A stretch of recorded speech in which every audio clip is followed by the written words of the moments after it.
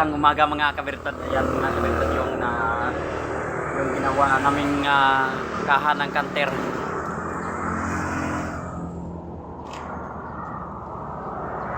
Ayan o, palitan ng kaha.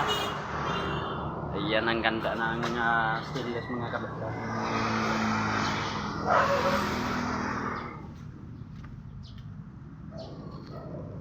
Ito ding isa yun.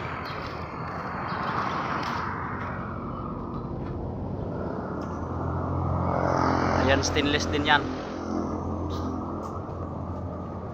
Ibinaba namin yung kanyang siding dahil mayroong battery dyan, baka manakaw. Ayan, ipinalagyan ng may-ari dito ng angle bar. Ayan, yan yung pinul-weld namin kagabi. Yan. Konti na lang. Malapit na yan matapos ma-full weld. Ayan lang mga kabertad. Bye-bye.